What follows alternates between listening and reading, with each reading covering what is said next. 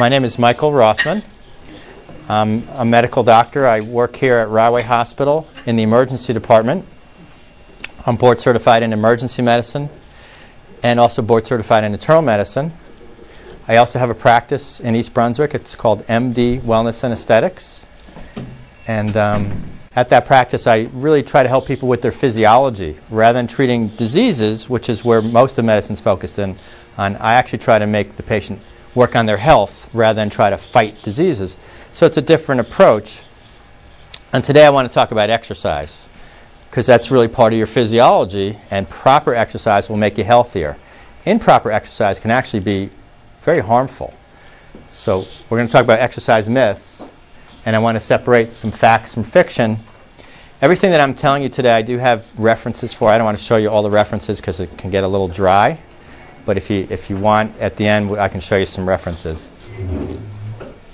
So, exercise myth number one: the best way to strengthen your heart and prevent heart disease is through aerobic exercise.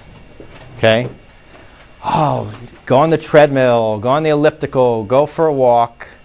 This is actually not true.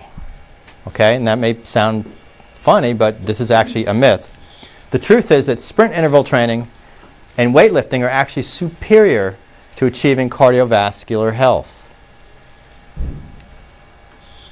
This is a study. I have a bunch of studies talk about strength endurance training versus endurance training in congestive heart failure.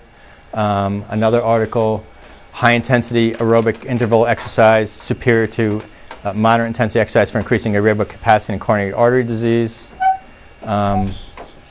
Conclusion here: high intensity aerobic interval training was superior to moderate exercise for increasing maximum oxygen utilization in stable heart patients. Another study, interval training versus continuous training after heart disease, heart surgery. Whoops, let me just back up here. So I have hundreds and hundreds of these articles, and they all basically say the same thing. Now, don't get me wrong. If you've had heart disease or if you're trying to avoid heart disease, exercise is helpful. But we all have just a limited amount of time to exercise. You want to do something that's just not better than nothing. You want to do something that's as advantageous as possible. And sprint interval training and weightlifting is actually much better for you than going on a treadmill and working out for 45 minutes or an hour. And I'm going to go into this in more detail as I go through some of these myths. So myth number two: if workouts are not giving us the results that we want, we must work out more. Okay? I did a half an hour on the treadmill and I'm not losing weight. I still feel lousy. I better do an hour. An hour is twice as good as a half an hour. This is not true. I did 2 sets of weights and my muscles are not getting any bigger. Let me do 3 or 4 sets of weights. This is not true. Okay? This is a myth. So actually increasing the volume of workouts causes overtraining syndrome. I'm going to talk about this in a little bit. It's the intensity that you want to increase, not the volume, if you want to increase your results. Now, intensity takes effort, okay? Volume takes effort, but not as much. You know, I go to the gym and I see a lot of people, they're sitting on the bike and they're reading a magazine. They're sitting on the bike and watching television. They're on the treadmill having a conversation. Okay? It's a low-intensity workout. You look at your watch, go, yeah, I got another 10 minutes to go, and then I'm done.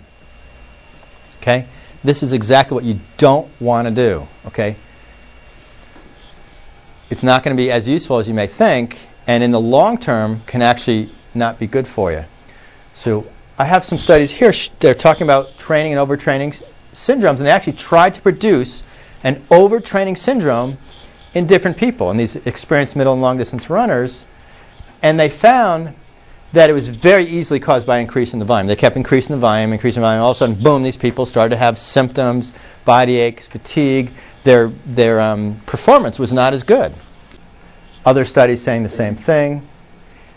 Not only did they hurt themselves, the overtraining syndrome lasted months after the initial overtraining period.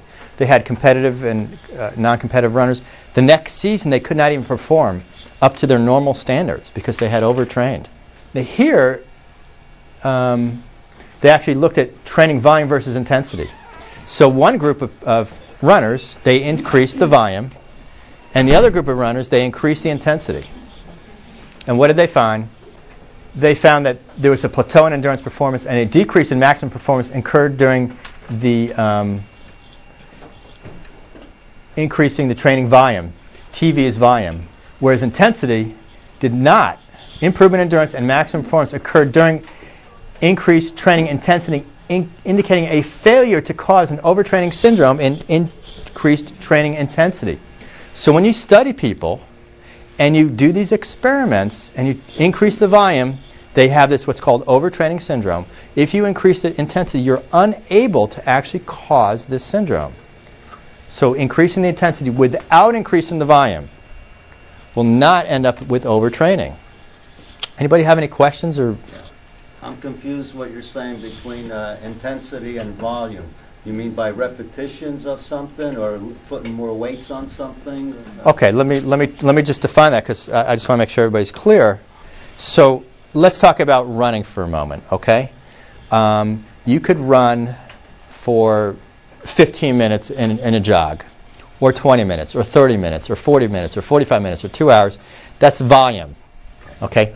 Or instead of doing 15 minutes of jogging, you can do a sprint as fast as you can for 30 seconds. And I'm going to talk about this in a little bit. It's called interval training. And then you take a little break, and then you sprint as fast as you can. And I'm not suggesting that everybody do this, by the way, but there are other ways that you can increase intensity. But when you increase the intensity, you don't end up with an overtraining syndrome. Now, the thing about the intensity is you can't do it for very long. I mean, how fast can you run as fast as you can? Well, not that long. It's going to be 30 seconds or 45 seconds. But when you do that, you tire very quickly, and then you take your break, and you do these things in cycles. When you do that, you will not overtrain, and you actually get a lot of benefits. In fact, the same benefits that you would get from the endurance training, if not better. Okay? Everybody clear on that? Yes. Low-intensity exercise burns glycogen, initially burns glycogen. Glycogen is a storage form of carbohydrate. You store it in your muscles. After about a half an hour, you'll burn up all your glycogen. Okay? So if you go on the treadmill for a half an hour, you essentially burn up all the glycogen out of your muscles. You have not burned any fat whatsoever. So if you stop right then and there, you haven't burned any fat, but you will be very, very hungry. Okay? Have you ever noticed that? If you go on the treadmill, you are extraordinarily hungry when you're done? No? Okay. Some people have, I guess, right? So then what happens is you end up eating to replace what you just, burned up. Now, if you go longer than a half an hour, you will actually start to utilize other pathways. This is sort of oversimplified. You certainly do burn some fat, but most of it's glycogen. When you do high-intensity exercise, you burn the fat immediately from the beginning of the exercise, and you don't burn much glycogen. It's a different process. So consequently, when you do higher intensity stuff, you don't burn the glycogen, you burn fat more, and you will not be as hungry after your exercise. Believe me, if you do these sprint interval trainings, you don't want to eat for a while after you're done with these because your body's revved up. This talks about more training, overtraining. They talk about different hormone levels from overtraining.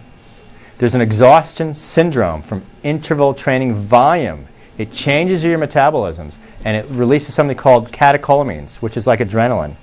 And there's an exhaustion syndrome. And the majority of athletes actually have this syndrome. So the studies show that increasing volume past a certain limit resulted in an overtraining syndrome, but increasing intensity did not produce an overtraining syndrome. There's all these different studies on how do we measure if you've been overtraining. Hormone levels change. Okay? There's a diminished performance, there's accelerated fatigability, and there's symptoms of stress. Hormone changes. Testosterone will go down, cortisol will go up. So the conclusion of some of these other studies were the frequency of training sessions with higher demand should be carefully limited in order to prevent overtraining syndrome.